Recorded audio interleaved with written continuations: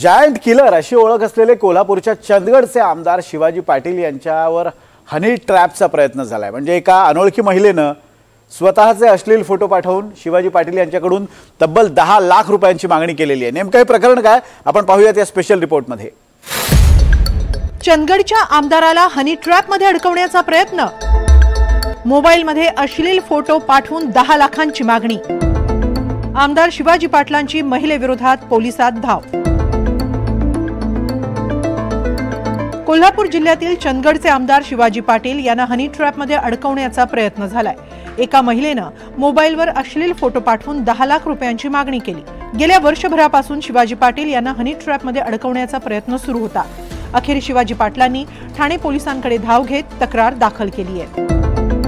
अनोळखी महिला गेल्या वर्षभरापासून शिवाजी पाटील यांच्याशी संपर्क साधण्याचा प्रयत्न करतेय।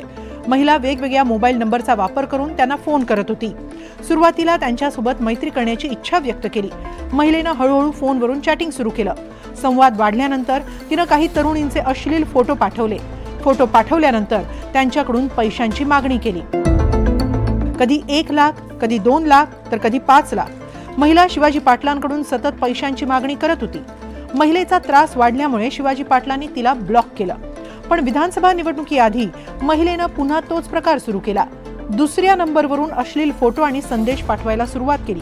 पैसे न दिल्यास पोलीस ठाण्यात तक्रार दाखल करण्याची आणि राजकीय प्रतिमा मलिन करण्याची धमकीही दिली। त्रास द्यायचा विषय नव्हता, फक्त ती मला फोन व्हिडिओ व्हॉट्सअप कॉल करायचे, फोटो पाठवायचे। तर मी एकदा मग ब्लॉक केला, आणि एकदा दुसऱ्या नंबरने परत पाठवायचे, व्हिडिओ कॉल करायचे, परत मी ब्लॉक केला। असं वारंवार 1-2 वेळा घडला। त्यानंतर मी समोरच्या व्यक्तीला सांगितलं, बाबा मी पोलीस कंप्लेंट करतोय, तुम्ही असं काय पाठवू नका।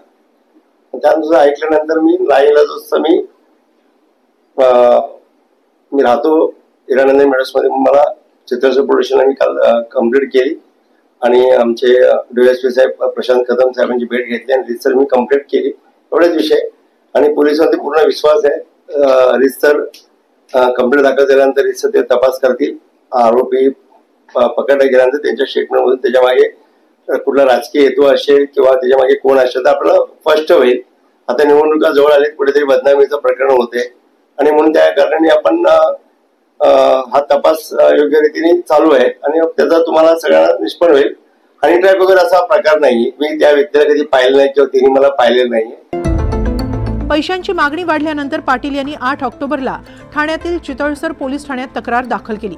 प्राथमिक तपासात हा सायबर हनी ट्रॅपचा प्रकार असून पोलीस आरोपी महिलेचा शोध घेत आहेत। शिवाजी पाटील यांची आमदार म्हणून ही पहिलीच टर्म आहे, मात्र पहिलीच टर्म अगदी धडाक्यात सुरू केली आहे। यंदाच्या विधानसभा निवडणुकीत शिवाजी पाटील जायंट किलर म्हणून प्रकाश झोतात आले। चंदगडमध्ये महायुतीनं राजेश पाटील यांना उमेदवारी जाहीर केली, मात्र शिवाजी पाटील यांनी बंडखोरी करून भाजप विरोधात उमेदवारी अर्ज दाखल केला। मवियाकडून नंदा बाभुळकर या निवडणुकीच्या रिंगणात होत्या, तर काँग्रेसकडून आप्पा पाटीलही बंडखोर उमेदवार म्हणून रिंगणात उतरले। असे दिग्गज उमेदवार रिंगणात असताना शिवाजी पाटलांचा निभाव लागणं कठीण होतं। राजेश पाटील, नंदा बाभुळकर यांच्या मोठमोठ्या सभा झाल्या, मात्र शिवाजी पाटलांकडून एकही मोठा नेता प्रचाराला नव्हता। तरीही शिवाजी पाटलांनी सगळे अंदाज पोल ठरवून विजय मिळवला। असे भाजपचे जायंट किलर आमदार सध्या हनी ट्रॅप प्रकरणामुळे चर्चेत आले। ठाणे पोलिसांनी अनोळखी महिलेचा शोध सुरू केलाय। आमदारांना हनी ट्रॅपमध्ये अडकवण्याचा प्रयत्न करणारा हे रॅकेट पोलीस उद्ध्वस्त करणार का, याकडे लक्ष लागलंय। Bureau report, NDTV Marathi.